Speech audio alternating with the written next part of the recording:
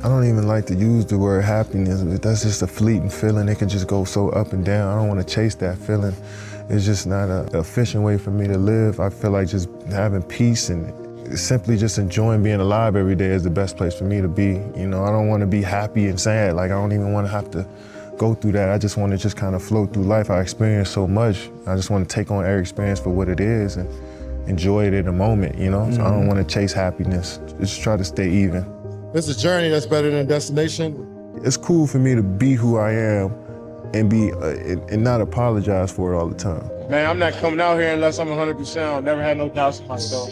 I feel like I'm the best player in the world. I mean, I feel as though at each spot, even in high school, my game was growing so fast. I need to be in a different environment to see how farther I can go. Just try to approach this in an everyday manner and, you know, try to take it a day at a time. You know, I'm not planning to do anything. I'm just gonna be myself.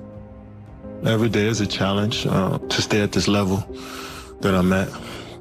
So I never looked at me switching teams as a new challenge. Every day I wake up, I gotta fight against that standard I set for myself. I felt like it was a time for a change. That was never my mentality ever, always to win the game. And, you know, I appreciated people like respecting my game, but I was like, I wanted more for myself. When I dive into something like that, with that level of focus, I don't want to be anywhere else in life. That's the most enjoyable experience I ever had after that first one. Try not to compare. Each stop along the journey has been, I don't know, it's just been tailor-made for the moment, I guess, you know. Been learning a lot so far as a player up until this point. So I think I'm starting to put everything together out there on both sides of the ball. And I'm not looking at points or shots that I get up. It's just how focused I am at each possession. At one gym, I might be the best. At another gym, another guy might be the best. But it's just like, it's millions of gyms around the world, and this conversation is gonna always keep happening, and nobody's gonna get the title outright. So it's no need for me to even think about it. But I know what I bring to the sport. I know what I bring to the culture of the sport.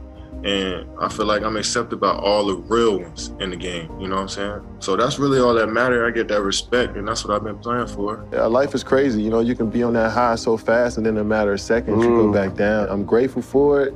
It's tough that I had to go through it, but I'm also grateful that I can experience it, because down the line I can be able to speak on how much it helped me as a player and a person. I went through some adversity, but that's a part of life, that's a part of this journey, and I knew it. It was tough, don't get me wrong, but I never wanted to quit. I never thought I got worse as a player. I never thought that, so I wouldn't say it was a low. I just thought I hit some adversity, hit a couple bumps. And the way I was raised, the way my mom raised me, my brother and my dad, they keep fighting through them. And I just tried to take that and apply it to my everyday life. We were stacked, the odds were stacked against us. Single parent with 2 boys. By the time we were 21 years old, everybody told us we weren't supposed to be here. We moved from apartment to apartment by ourselves. One of the best memories I had is when we moved into our first apartment. No bed, no furniture, and we just all sat in the living room and just hugged each other, because that's what we thought we made it.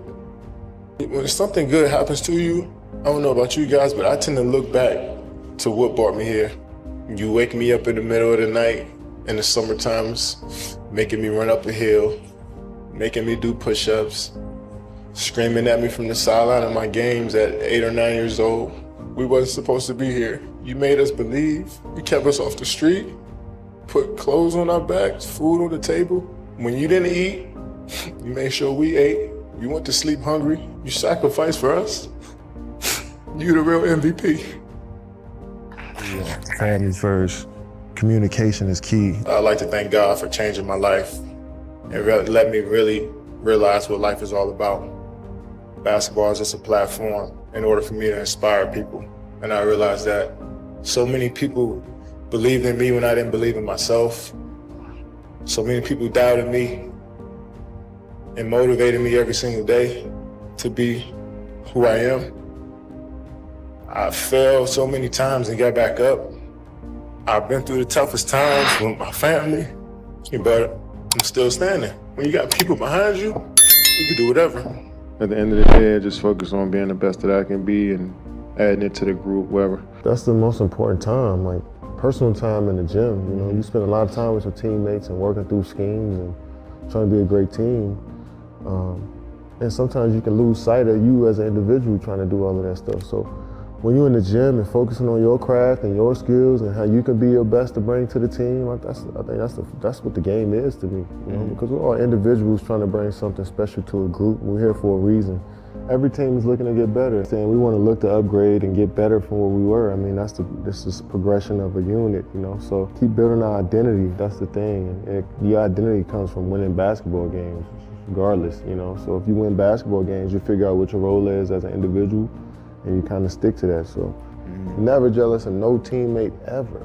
Well, our only goal is to be the best version of ourselves every single day individually and bring that together and work as a unit. And outside noise from people who are hoping that we fail, hoping that they see a show or get entertained by some drama. I mean, we can't control that stuff, you know? So we just worried about, you know, who we are individually and then bringing that together as a unit each and every day. Only the people in this building matter. It means nothing to me because I still got to get up and work on my game even though I don't want to, you know what I'm saying? So it's like, that noise around me, don't stop talking like that. Like, I don't give a f about if I'm the best player in the league. I know what I bring every night.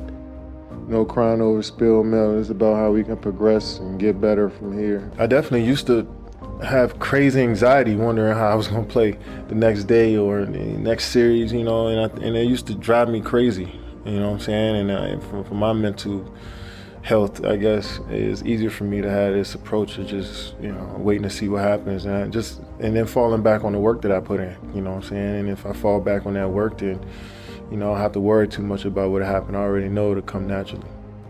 Try to play and try not to worry about it. If it happens, it happens.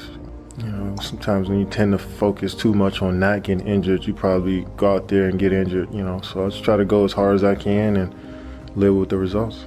And I see more issues if we're not focused, you know what I'm saying? If we're not locked in on the game plan more so than anything. Once we got a good game plan and, you know, we follow it to the T, you know, we understand that life is also bigger than this. So, like, if I'm telling you to, like, get your ass in the corner, it's not that I don't like you. It's just that, you know, that's what we need for this play to work. I wasn't expecting to be a happy human being from a title. I was just expecting, like, you know, the ending of a movie. Once you work so hard and everybody tells you, like, yo, this is what you need to be working for. It's this gold ball and these rings. And I'm just like, all right, cool. Let me lock in on that. And I locked in on wanting to achieve that, but I also realized it's a lot of stuff that factors in it that's out of my control. And once I won a championship, I realized that, like, yo, my view on this game is really about development. Like, how good can I be? You know, I was just thinking like that, man. So to hear all of this stuff about I had ulterior motives and I was selfish, and I was just like, man, that hurt more than anything. And I was really opening myself up and trying to build relationships with everybody there. So it felt like a slap in the face, but, you know, then a certain side of me is like, well, I'm supposed to expect that. Like, I don't expect these people to be my friends. Yeah. Like, that was my fault at the end of the day. So I shouldn't have opened up that much. I shouldn't have expected them to be, you know, cool and be friends with me or to do right by me, you know what I'm saying? So yeah, I felt like, yeah, of course I felt hurt from it, but, you know, it's a lesson learned. Kevin Durant's favorite quote is, hard work beats talent when talent fails to work hard. What does that quote mean to you, Kevin? It means no matter how good you are, if you don't work hard, nothing will happen for you. So I always use that quote. I instilled it in myself that no matter how good I am, I got to keep working. Hopefully I'm setting a good example about how I approach the game, and hopefully I keep inspiring people to play and watch the game.